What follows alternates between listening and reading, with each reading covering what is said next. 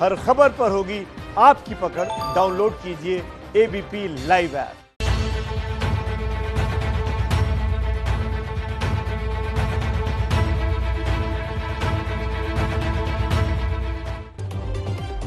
नमस्कार, दिन भर की बड़ी खबरों का पंचनामा लेकर हाजिर हैं हम 5 एंकर।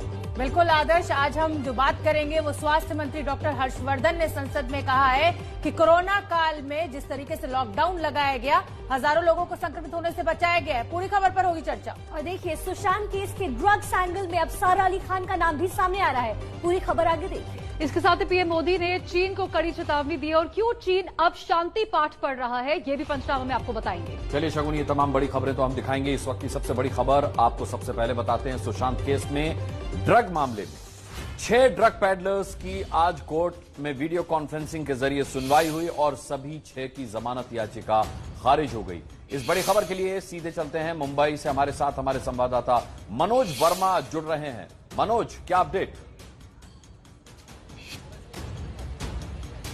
जी बिल्कुल, देखिए आपको बताना चाहेंगे जिन 6 एक्यूज को इस पूरे मामले के अंदर गिरफ्तार किया गया था, उनको 2 बजे के करीब जो है वीडियो कॉन्फ्रेंसिंग के जरिए कोर्ट में पेश किया गया, जिसमें से 3 को जुडिशियल कस्टडी में भेज दिया गया है और 3 की जो है रिमांड एनसीबी को मिल गई है। करमजीत की रिमांड मिली है, करमजीत सिंह की। इसके अलावा दिव्यांश फर्नांडिस है और अंकुश अनरेजा। इन तीनों की 16 सितंबर तक रिमांड एनसीबी को मिल गई और इनसे जब पूछताछ की जाएगी तो तमाम बड़े खुलासे इनसे हो सकते हैं, क्योंकि बॉलीवुड के अंदर जो ड्रग सिंडिकेट चल रहा है उनके ये कुछ मोहरे बताए जा रहे हैं। करमजीत की अगर हम बात करें तो करमजीत का साफ तौर पर नाम शोभित की चैट के अंदर सामने आया था। उसके अलावा और तमाम नाम भी सामने आए थे। तो करमजीत से जब पूछताछ की जाएगी तो तमाम और बॉलीवुड के नामों का खुलासा इस पूरे मामले के अंदर हो सकता है और बॉलीवुड के तमाम नामों का खुलासा हो सकता है, आप बता रहे हैं। बिल्कुल सही आपकी जानकारी है, क्योंकि अब इसमें सारा अली खान का नाम भी आ रहा है।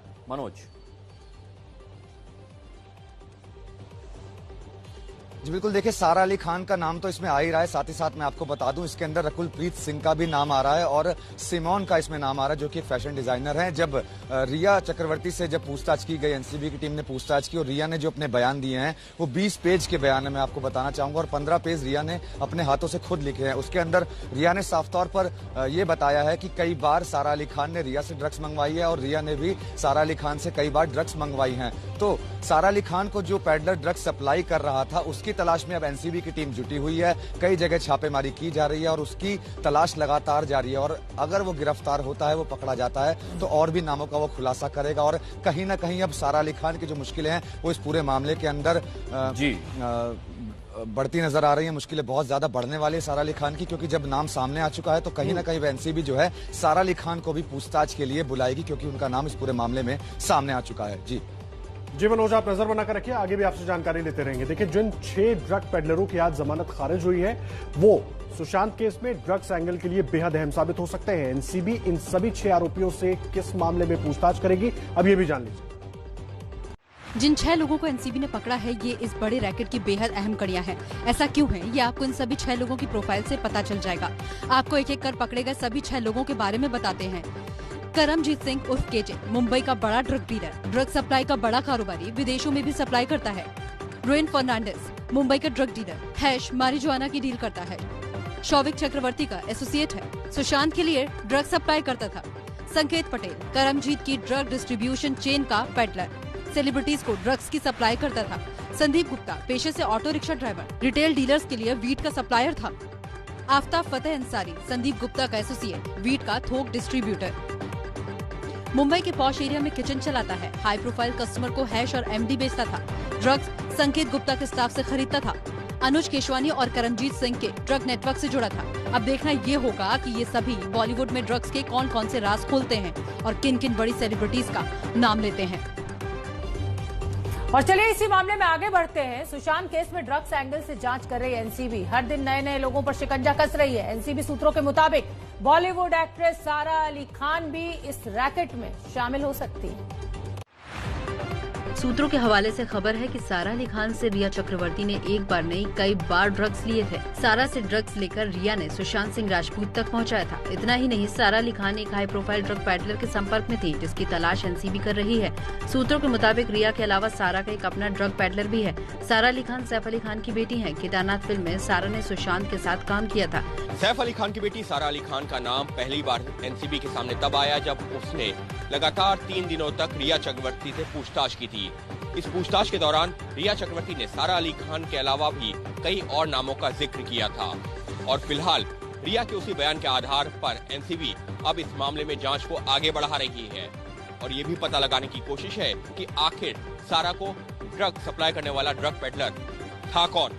रिया से संबंधित ज्यादातर ड्रग पैडलर्स एनसीबी की गिरफ्त में आ चुके हैं। इस केस में अब तक 16 लोग गिरफ्तार किए जा चुके हैं। रिया चक्रवर्ती भी इस केस में जेल में है। और देखिए, ड्रग्स कनेक्शन की ये गूंज संसद तक भी पहुंची। बीजेपी सांसद रवि किशन ने लोकसभा में फिल्मी सितारों और ड्रग्स से कनेक्शन की तह तक जाने की मांग की। सरकार ने कई लोगों को पकड़ा है, पकड़े जा रहे हैं। NCB is doing very good work, but महोदय, दुख की बात है कि इस प्रकार की गतिविधियां हमारी इंडस्ट्री के द्वारा भी, जहां पे स्टारों को देखा जाता है, उनको रोल मॉडल माना जाता है, तो मैं आपके माध्यम से केंद्र सरकार से आग्रह करता हूं, अपनी सरकार से, जो हिसाब से आज हम लोग एकदम इनको चारों तरफ पकड़ रहे हैं, तो ये सख्त कार्रवाई की जाए, दोषियों को जल्द पकड़ा जाए, उन्हें उचित सजा दी जाए। चलिए एक और आपको खबर बता दें। दिन की जो बड़ी खबर है, सुशांत केस में महाराष्ट्र की उद्धव सरकार ने भिड़ने वाले कंगना रनौत मुंबई से अपने घर मनाली पहुंच गई है। मनाली जाने से पहले कंगना ने शिवसेना पर एक बड़ा वार फिर से करा है। आज सुबह मुंबई एयरपोर्ट से कंगना ने चंडीगढ़ के लिए फ्लाइट ली। कंगना ने मुंबई से रवाना होने से पहले ट्वीट कर शिवसेना और उद्धव सरकार पर फिर हमला किया। जब रक्षक ही भक्षक होने का ऐलान कर रही हैं, घड़ियाल बन लोकतंत्र का चीरहरण कर रहे हैं, मुझे कमजोर समझकर बहुत बड़ी भूल कर रहे हैं। एक महिला को डराकर, उसे नीचा दिखाकर अपनी इमेज को धूल कर रही हैं। भारी मन के साथ मुंबई छोड़ रही हूँ। पिछले दिनों जिस तरीके से मुझ पर हमले हुए, मुझे गालियाँ दी गई, मेरे दफ्तर के बाद मेरे घर को तोड़ने की कोशिश की, उससे मेरा पीओके वाला बयान सही साबित हुआ है। कंगना ने चंडीगढ़ पहुँचने के बाद एक और ट्वीट किया। कंगना ने लिखा, दिल्ली के दिल को चीर के वहाँ इस साल खून बहा है। सोनिया सिन्हा ने मुंबई में आजाद कश्मीर के नारे लगवाए। आज आजादी की कीमत सिर्फ आवाज है, मुझे अपनी आवाज दो, नहीं तो वो दिन दूर नहीं जब आजादी की कीमत सिर्फ और सिर्फ खून होगी।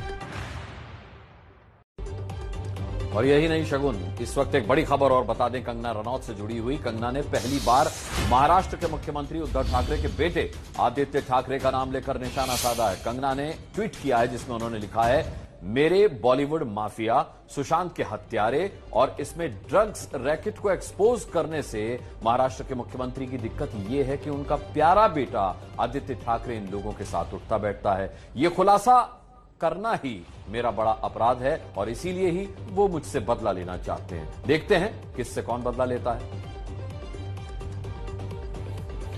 और देखिए अगली खबर भी शिवसेना से जुड़ी हुई है। शिवसेना के सांसद संजय राउत ने कंगना पर पलटवार किया और कहा कि कंगना के पीछे प्रधानमंत्री कार्यालय है। कंगना रनौत का मामला है। आज जब वो चंडीगढ़ पहुंची तो उन्होंने ट्वीट फिर किया कि चंडीगढ़ पहुंचकर जान बची तो लाखों पांव जैसा महसूस हो रहा है और शिवसेना से सोनिया सेना हुई शिवसेना के राज्य में जो प्रशासन है वो आतंकी प्रशासन हो गया है। हम बहुत छोटे लोग हैं, इतनी बड़ी महान व्यक्ति का कोई कहना है तो हम उसका ऊपर बात करना ठीक नहीं है। जिसके पीछे प्रधानमंत्री कार्यालय, देश की सरकार खड़ी है पूरी एक व्यक्ति के पीछे, तो मुझे लगता है हम बात करना ठीक नहीं। सरकार जवाब देगी। मैं सरकार का हिस्सा नहीं हूँ, केंद्र सरकार है, केंद्र सरकार जवाब देगी। क्या आप अपरोक्ष रूप से भाजपा की सरकार उनको बैक कर रही है? मानने की क्या जरूरत है? मुंबई शहर, महाराष्ट्र शहर एक लॉ एंड ऑर्डर मेंटेन करने वाला शहर है हमेशा। उस शहर को अगर इस राज्य को कोई बदनाम करता है, उसके ऊपर कोई हमारे वहाँ के जो लोग हैं कार्यकर्ता रिएक्ट होते हैं, तो उस राज्य का लॉ एंड ऑर्डर का सवाल होता है। केंद्र को हस्तक्षेप करने की जरूरत नहीं होती। और हम आपको बता दें कि कंगना का समर्थन तमाम संगठन अपनी अपनी तरीके से कर रहे हैं। सूरत के कपड़ा व्यापारियों ने कंगना के समर्थन का अनोखा तरीका निकाला है। व्यापारियों ने साड़ियों पर कंगना की तस्वीर लगाकर कंगना को समर्थन दिया है। तस्वीरें आप भी देखिए। कंगना की तस्वीर छपी साड़ी सूरत के व्यापारियों ने बनाई है। देखिए इन साड़ियों पर कंगना के लिए क्या क्या लिखा गया है। हमारा ये साड़ी के पीछे जो उद्देश्य है वो इनको सपोर्ट करना है। हमने इस साड़ी पे लिखवाया भी हुआ है कि वी सपोर्ट कंगना रनौत। उनके साथ जो पिछले 1-2 महीने में हमने देखा है जो हुआ है वो गलत हुआ है। एक नारी होते हुए वो अपनी आवाज़ उठाना चाहती है। साड़ी में कंगना की फिल्म झांसी की रानी पर बनी फिल्म मणिकर्णिका की तस्वीर का इस्तेमाल किया गया है। यहाँ कंगना को समर्थन देने की बात लिखी है। कंगना को नारी शक्ति बताया गया है। इस खास साड़ी पर किए ट्वीट को कंगना ने भी रीट्वीट किया है। अब आप साड़ी की कीमत भी जान लीजिए। ये प्राइसिंग अलग अलग फैब्रिक्स पे ये साड़ी बनी हुई है। 1000 रुपए से लेके 4000-5000 रुपए तक अलग अलग जिस कपड़े पे साड़ी बनेगी उस कपड़े का फिर प्राइस होगा। और अब दिन की एक और बड़ी खबर, सीमा पर भारत चीन के बीच विवाद बढ़ता जा रहा है, लेकिन सरकार और सेना चीन को मुंह तोड़ जवाब देने के लिए पूरी तरीके से तैयार है। एक तरफ एलएसी पर बढ़ते तनाव को लेकर सरकार ने बैठक बुलाई है। इस बैठक में सभी पार्टियों के नेता शामिल होंगे, तो दूसरी तरफ बॉर्डर पर भी भारत अलर्ट मोड में है। सीमा की तरफ लगातार सेना का मूवमेंट दिख रहा है।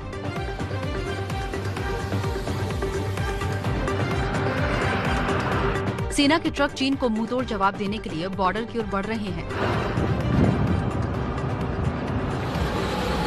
तस्वीरें उत्तरकाशी की हैं, जहां नीलांग बॉर्डर की अंतिम चौकियों पर सेना और आईटीबीपी के जवान पूरी तरह मुस्तैदी के साथ तैनात हो रहे हैं। आपको बता दें कि चीन के साथ उत्तरकाशी के 122 किलोमीटर की सड़क लगती है। उत्तरकाशी के बॉर्डर पर भारतीय सेना की 9 बिहार रेजिमेंट के जवान तैनात हैं। चीन की सीमा से सटे उत्तराखंड के इलाके में वायुसेना के विमान से निगरानी की जा रही है। और आज संसद का मॉनसून सत्र शुरू होने से पहले पीएम मोदी ने चीन को कड़ा संदेश दिया है और कहा है पूरा देश जवानों के साथ है। आज जब हमारी सेना के वीर जवान सीमा पर डटे हुए हैं, दुर्गम पहाड़ियों में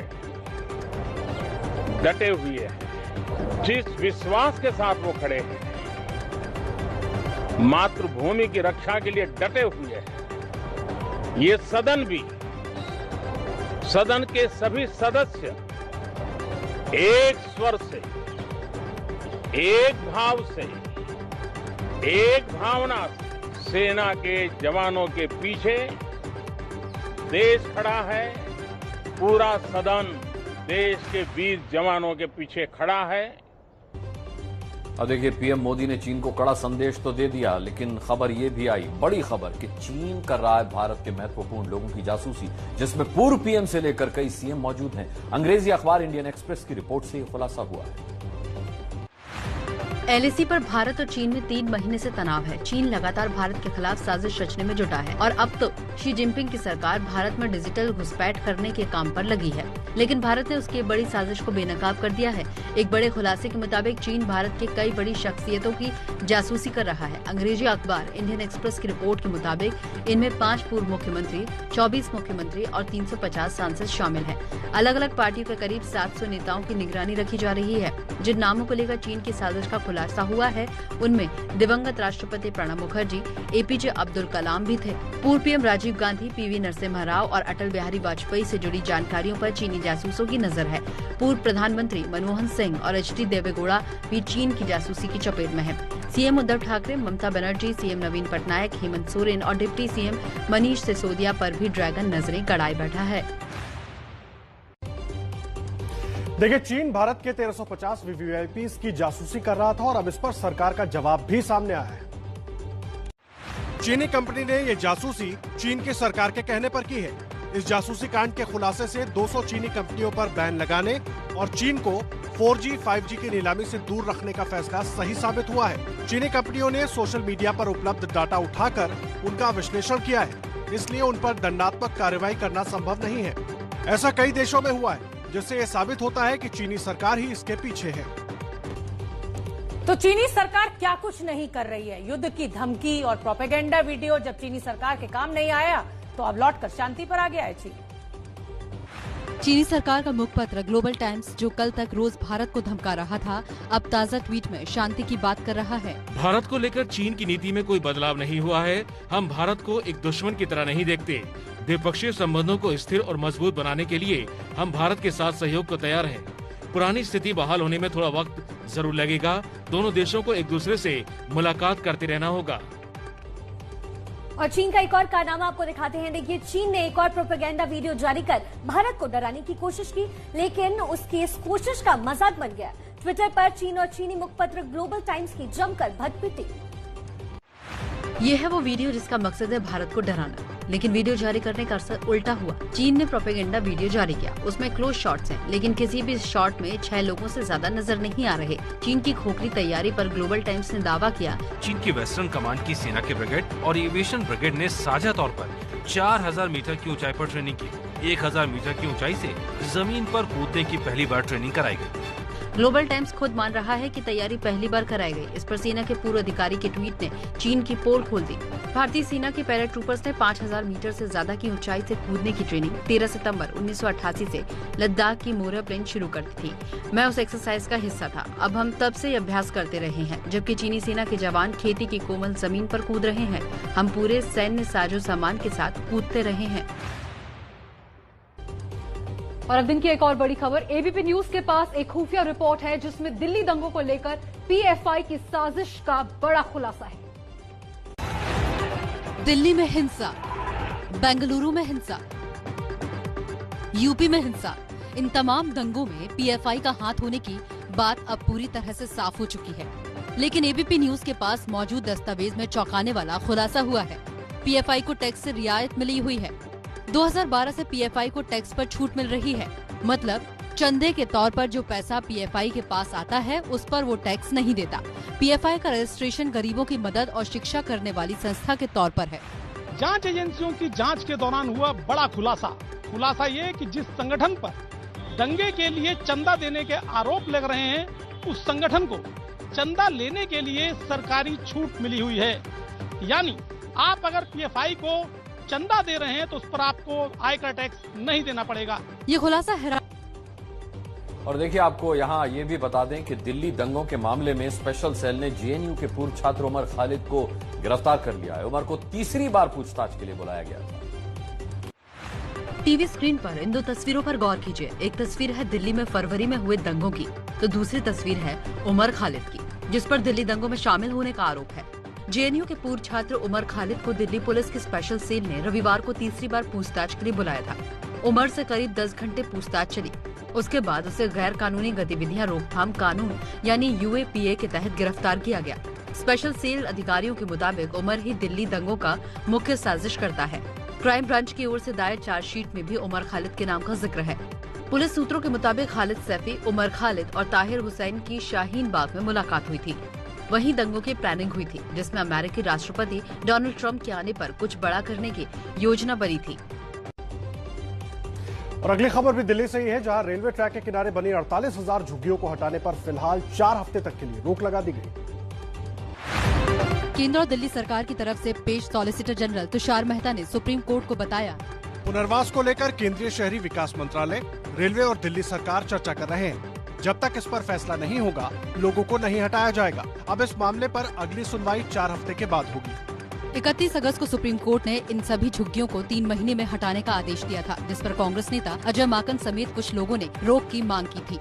सुप्रीम कोर्ट में हमारी याचिका पर सॉलिसिटर जनरल ने माना कि 4 हफ्ते में 48,000 झुग्गियों के पुनर्वास संबंधित मसला सुलझाया जाएगा और जब तक कोई झुग्गी नहीं हटाई जाएगी।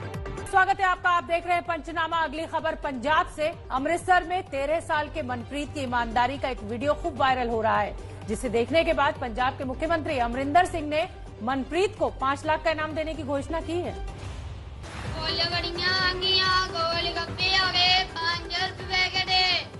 पंजाब के अमृतसर में गली गली में पापड़ बेच रहे ये है मनप्रीत। कुछ समय पहले सोशल मीडिया पर मनप्रीत का एक वीडियो वायरल हुआ था, जिसमें मनप्रीत ने ईमानदारी और खुददारी दिखाते हुए अपने मददगार को बिना सामान दिए पैसे लेने से इनकार कर दिया था। मनप्रीत का वीडियो जब पंजाब के सीएम कैप्टन अमरिंदर सिंह के पास पहुंचा तो वो मनप्रीत से बहुत प्रभावित हुए और उन्होंने मनप्रीत के लिए 5 लाख रुपयों की आर्थिक मदद का ऐलान कर दिया। सिर्फ 13 साल का मनप्रीत अभी से अपने घर की जिम्मेदारी उठा रहा है। पिता की लॉकडाउन में नौकरी चली जाने के बाद मनप्रीत साइकिल पर घूम घूम कर पापड़ और छोटा मोटा सामान बेचता है। भाजी वधिया लगता कि क्योंकि घर दी रोटी चलानी ते आप भी खानी, भैनों ने भी खवानी, पापा ने खवानी, बहुत वधिया लगता है। आर्थिक मदद के अलावा मनप्रीत की बहनों के पढ़ाई का खर्च भी पंजाब सरकार उठाएगी। मनप्रीत आगे पढ़ाई करना चाहता है और पुलिस सेवा में जाना चाहता है। अगली खबर भोपाल से है। भोपाल के पशु के साथ क्रूरता का मामला सामने आया है। सलमान नाम के युवक ने कुत्ते के साथ कैसी बर्बरता की है, आप भी देखिए। इस तस्वीर को देखिए। एक लड़का एक पुल पर खड़ा है। पहले ये कुत्ते को सहलाता है, फिर उसे उठाकर पुल से नीचे फेंक देता है। कुत्ते को पानी में बेरहमी से फेंकने के बाद युवक को जरा भी अफसोस नहीं होता।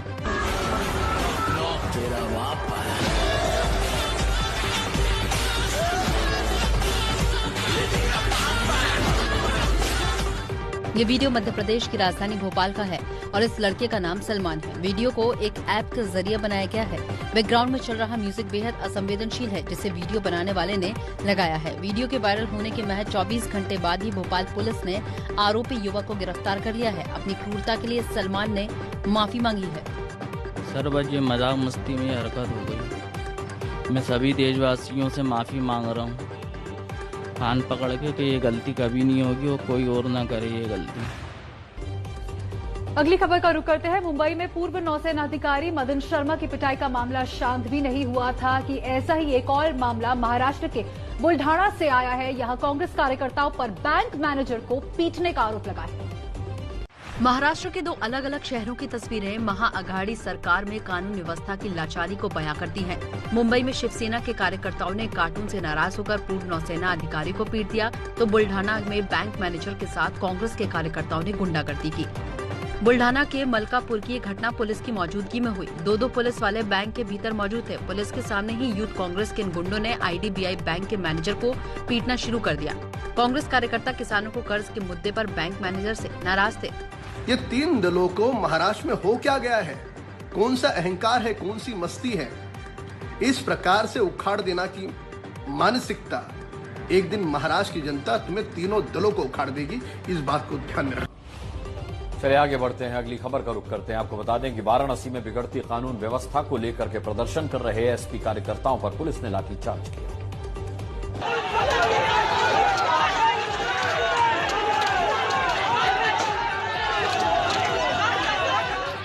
पुलिस की ताबड़तोड़ लाठियां झेल रहे ये सभी एसपी के कार्यकर्ता हैं। तस्वीरें यूपी के वाराणसी की हैं, जहां प्रदेश की बिगड़ती कानून व्यवस्था के खिलाफ जिला मुख्यालय पर समाजवादी पार्टी के कार्यकर्ता प्रदर्शन कर रहे थे।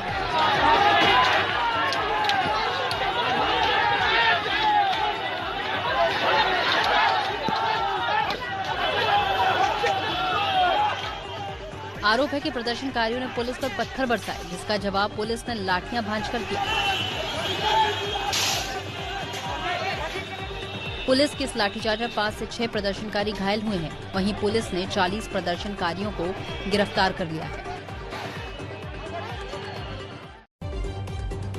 और अगली खबर आपको बिहार से बता देते हैं, जहां ट्रक मालिकों की हड़ताल की वजह से कई किलोमीटर लंबा जाम लग गया। हमारी मांगे पूरा करो, तुष्टीकरण नहीं चलेगी। तस्वीरें बिहार के कैमूर की हैं, जहां ट्रक मालिक सड़क पर हड़ताल के लिए उतरे हैं।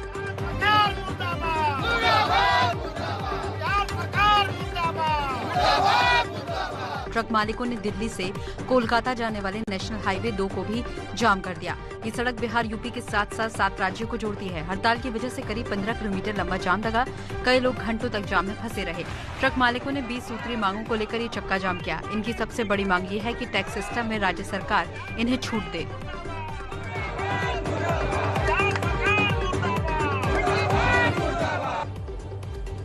चलिए आगे बढ़ते हैं। अगली बड़ी खबर उत्तर प्रदेश से। महोबा में विस्फोटक के कारोबारी इंद्रकांत त्रिपाठी की मौत हो गई है। इस केस में एसपी पर जान से मारने की धमकी का आरोप है।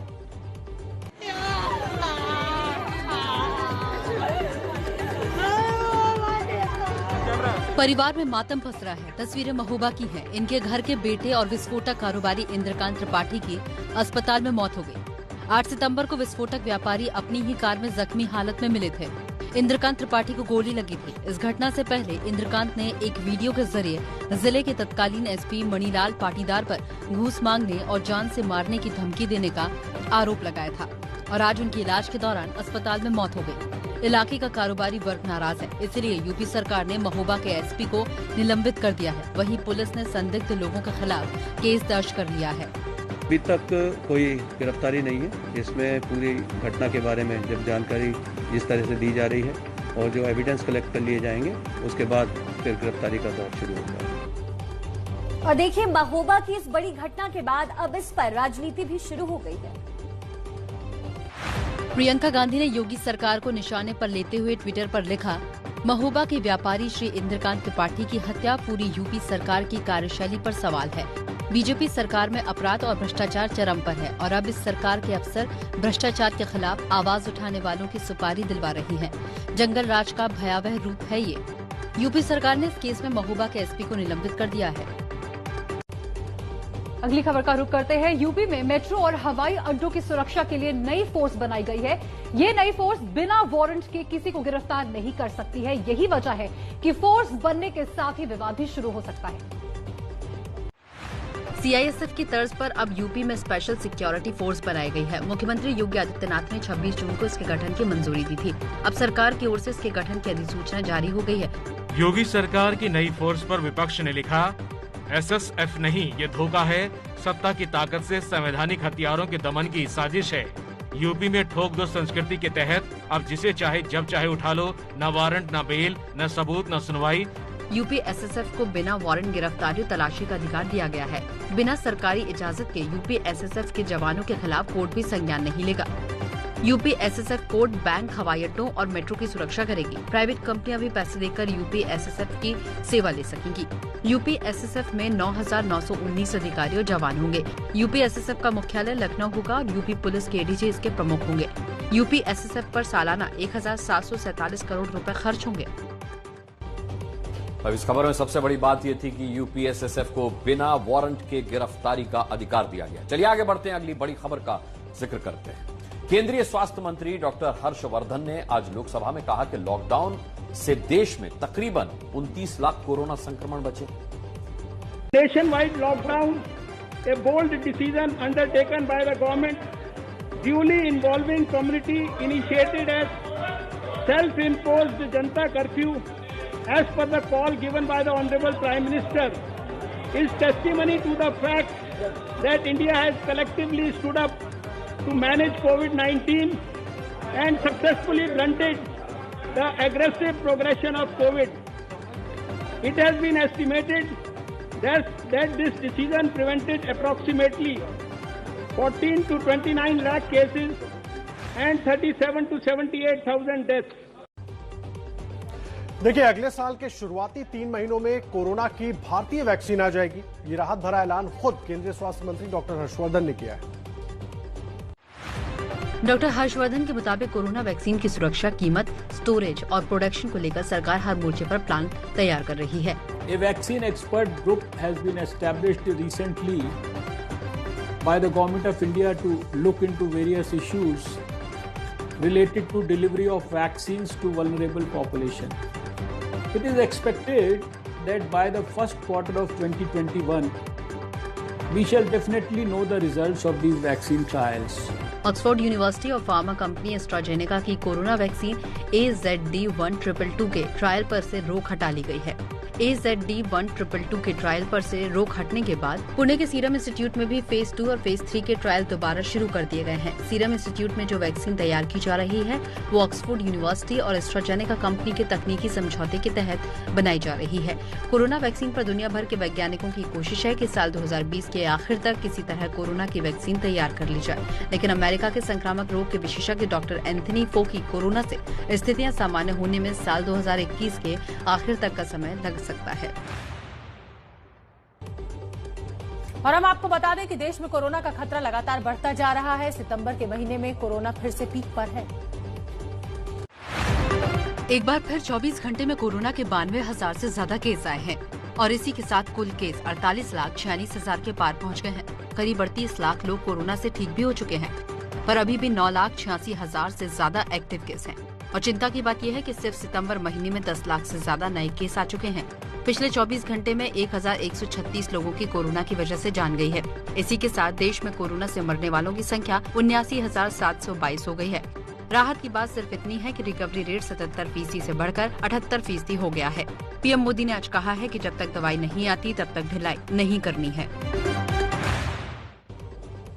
चलिए पंचनामा में आगे बढ़ते हैं और आपको बता दें कि इस समय पंचनामा में हमारे साथ एनसीपी सांसद और एनसीपी सुप्रीमो शरद पवार की सुपुत्री सुप्रिया सुले जुड़ रही हैं। जुड़ चुकी हैं। सीधे सुप्रिया जी का रुख करते हैं। सुप्रिया जी, बहुत बहुत स्वागत है एबीपी न्यूज में आपका। और आप भी देख और सुन रही होंगी, सरकार में हैं तो आप जानती भी होंगी कि आजकल महाराष्ट्र में, खासकर राजधानी मुंबई में कानून व्यवस्था को लेकर के बड़े सारे सवाल उठ रहे हैं, चाहे वो खबरों में कह लीजिए, चाहे सोशल मीडिया पर कह लीजिए। तो पहला सवाल तो उसी से बनता है कि महाराष्ट्र में आखिर राज किसका चल रहा है, कानून का या फिर शिव सैनिकों का? महाराष्ट्र में 60 साल से सिर्फ कानून का ही राज चलता आया है और आगे चलता रहेगा। महाराष्ट्र की सरकार ये लोगों की सेवा करने के लिए है और अगर किसी से भी गलती, एनसीपी के भी किसी से भी गलती होगी तो उस पर एक्शन जरूर लिया जाएगा। लेकिन सुप्रिया जी, अभी तस्वीरों में भी हम दिखा रहे हैं, पूर्व नेवी ऑफिसर की पिटाई का मामला अभी गर्म है। बाकायदा कुछ इसमें शिव सैनिक गिरफ्तार भी हुए, हालांकि वो जमानत पर छूट भी गए। लेकिन इसमें शिवसेना की प्रतिक्रिया जो थी, जो उनके प्रवक्ता साहब ने प्रतिक्रिया दी थी, वो ये दी थी कि ये पीटने वालों की बड़ी सहज प्रतिक्रिया थी। क्या आप इत्तेफाक रखती हैं इस बात से, क्योंकि आप भी सरकार में हैं? नहीं, मैंने वो स्टेटमेंट नहीं सुना है, तो मैं जिस स्टेटमेंट को मैंने खुद सुना नहीं, उस पर मैं नहीं टिप्पणी कर पाऊंगी। अच्छा, उस स्टेटमेंट पे टिप्पणी मत कीजिए, पर जिस तरीके से एक पूर्व नेवी ऑफिसर को पीटा गया, उस पर तो आपकी प्रतिक्रिया मैं जरूर चाहूंगा।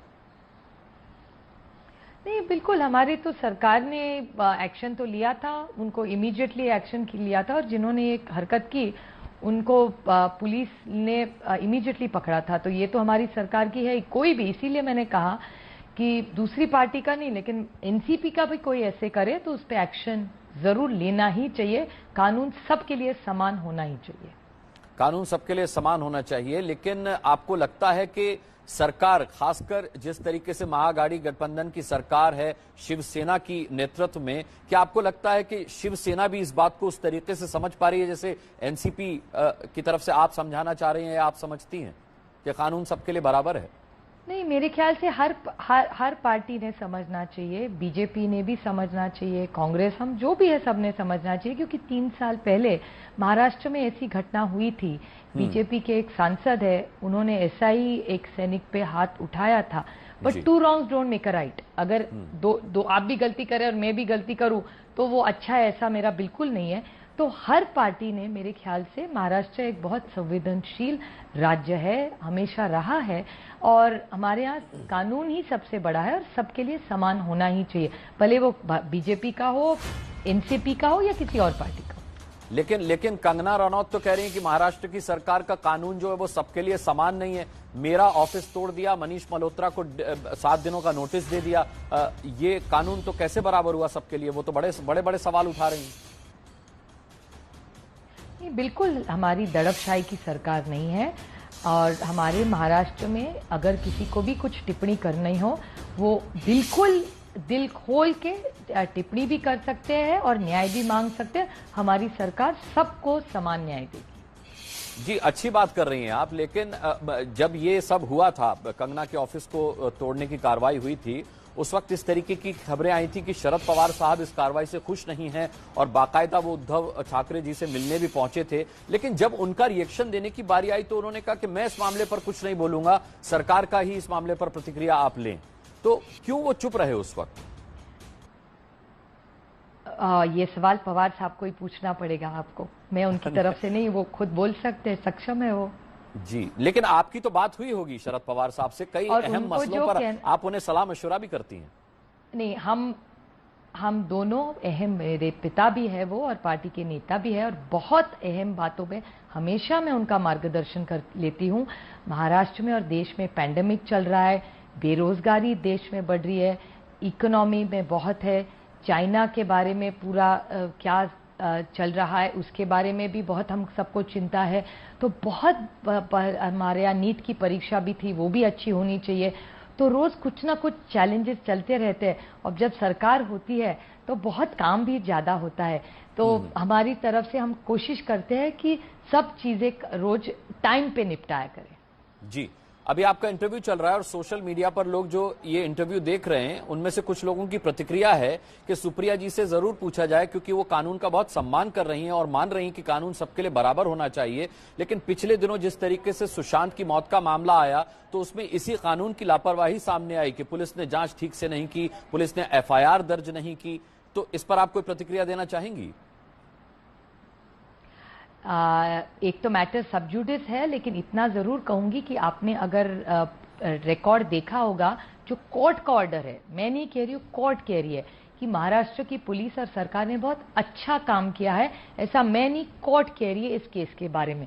तो मैं आपको चाहिए होगा तो वो अगर आप ऑर्डर निकाल ले तो उसमें महाराष्ट्र पुलिस और महाराष्ट्र सरकार के बारे में कोर्ट ने क्या किया है उसमें पूरी विशेष टिप्पणी लिखी हुई है। सुप्रिया जी, आपको एक लंबा अनुभव है राजनीति का, आप जानती होंगी कि जब भी कानून व्यवस्था पर किसी राज्य की सवाल उठते हैं या फिर सरकार किसी सवालों के कटघरे में आती है तो विपक्ष को मौका मिलता है। बीजेपी की तरफ से ये आवाज बहुत तेज आ रही है कि महाराष्ट्र में महागाड़ी की सरकार अब चल नहीं पा रही, गठबंधन की सरकार अब चल नहीं पा रही, एक दूसरे में तालमेल नजर नहीं आ रहा है। उनको जब से सरकार बनी है तब से उनको तालमेल नहीं हो रहा है, अभी 8 महीने तो हो ही गए और उनको अधिकार है। इसीलिए मैं कह रही हूँ कि हमारी दड़पशाही की सरकार नहीं है, एक डेमोक्रेटिक राज्य है। हमारे विरोधकों को हमारे बारे में बोलने का पूरा अधिकार है और उन्होंने बोलना चाहिए, उनका अधिकार है, विपक्ष है वो, उन्होंने बोलना ही चाहिए ऐसा। सुप्रिया जी, के इस बात से तो बीजेपी की इस तरीके के स्वर नहीं आ रहे हैं, क्योंकि जब कंगना वाला मामला हुआ था तब शरद पवार साहब का एक बयान सामने आया था, एक रिएक्शन आया था कि जल्दबाजी में की गई कार्रवाई है, बाद में वो कुछ नहीं बोले। तो कहीं आपको तो नहीं लगता कि इस वजह से बीजेपी को लग रहा हो कि ये जो एनसीपी है शिवसेना के साथ सामंजस्य नहीं बिठा पा रही, पवार साहब अपनी बात उद्धव साहब को समझा नहीं पा रहे ठीक से? बीजेपी क्या सोचती है, आई हैव नो एक्सेस, मुझे नहीं पता बीजेपी क्या सोचती है, क्योंकि मैं उस पार्टी में हूं नहीं और ऐसी बात तो होती नहीं, उनकी स्ट्रैटेजी होगी उस पर मैं कैसे बोल सकती हूँ, और दूसरे के घर में झांकना मेरी आदत भी नहीं है। लेकिन बहुत अच्छी बात कही आपने, लेकिन आप सरकार में हैं तो कम से कम जिस तरीके के शब्दों का इस्तेमाल आजकल एक दूसरे पर हमला करने के लिए किया जा रहा है और फिर जब उन शब्दों के मायने बदल करके बताया जा रहा है कि भाई इस शब्द का मतलब ये नहीं, हमने तो ये सोच करके कहा था, आपको लगता है कि एक रूलिंग पार्टी के प्रवक्ता की तरफ से, क्योंकि आप सरकार में इस लिहाज से पूछ रहा हूं सुप्रिया जी आपसे, कि इस तरीके की शब्दावली का इस्तेमाल होना चाहिए? अभी कौन से इतना रोज टीवी पे भी शब्द सुनने मिलते हैं, तो पता नहीं कौन से शब्द के बारे में आप बात कर रहे हैं, लेकिन मेरे ख्याल से मैं तो बोल भी नहीं सकता सुप्रिया जी, मेरी मजबूरी है कि मैं वो शब्द नहीं बोल सकता। लेकिन जब उस शब्द को लेकर के ये पूछा गया था संजय राउत साहब से कि आपने ऐसा क्यों कहा, तो उन्होंने कहा कि मेरे को तो ये पता था कि इसके माने नोटी हैं। नहीं, अभी वो वरिष्ठ नेता है, सांसद है पार्लियामेंट में, और उन्होंने जो कहा उसका स्पष्टीकरण उन्होंने साफ कर दिया है, तो उस चीज को वापस वही चर्चा लाने से क्या मतलब है? नहीं, हो गया कल हो गया, नहीं, उन्होंने स्पष्टीकरण कर दिया, लेकिन वो स्पष्ट हो नहीं पाया। सुप्रिया जी, आप भी जानती हैं कि जो उन्होंने कहा था उसका मतलब नोटी नहीं होता है, इसलिए मैं आपका रिएक्शन ले रहा हूं कि क्या ऐसी शब्दावली का इस्तेमाल करना चाहिए? मेरा कोई रिएक्शन नहीं है, हर चीज पे रिएक्शन देना जरूरी भी नहीं है जी। लेकिन ये सवाल तो सरकार से उठ रहे हैं और आप सरकार में हैं, तो इस पर आप अपना रिएक्शन तो दे सकती हैं। आप अगर किसी और पार्टी से होती, सरकार में नहीं होती, तो मैं आपकी बात मान लेता कि हर बात पर रिएक्शन देना जरूरी नहीं है, बट सरकार पर अगर कोई सवाल उठ रहा है तो उस पर रिएक्शन तो आपका बनता है। सुप्रिया जी, आप एक बहुत समझदार और मजी हुई नेता हैं। मुझ पे जो संस्कार है उसमें अपने से बड़े जब कुछ बोलते हैं उसको ठीक समझा जाता है, उसके ऊपर टिप्पणी करने का अधिकार या संस्कार मेरे महाराष्ट्र में मेरे पे तो नहीं हुए जी। चलिए, बहुत बहुत धन्यवाद करना चाहूंगा सुप्रिया सुले आपका, आपने हमसे बातचीत की और तमाम सवालों के आपने जवाब दिए। बहुत बहुत धन्यवाद आपका सुप्रिया जी। और अब खबर आपको कोलंबिया से बता देते हैं, जहां पुलिस पर महिला प्रदर्शनकारियों ने हमला कर दिया। सड़क किनारे खड़े पुलिस वालों पर कुछ महिला लातों से हमला कर रही हैं। तस्वीरें कोलंबिया की राजधानी बोगोटा की हैं, जहां 10 सितंबर को पुलिस हिरासत में हुई एक शख्स की मौत के बाद लोगों का गुस्सा शांत नहीं हो रहा है। प्रदर्शनकारियों पर पुलिस ने आंसू गैस के गोले भी दागे। इसके साथ ही पुलिस स्टेशन में 3 महिला प्रदर्शनकारियों के साथ रेप के आरोप ने लोगों का गुस्सा और भड़का दिया है। पछतावा फिलहाल इतना ही। आप बने रहिए एबीपी न्यूज पर।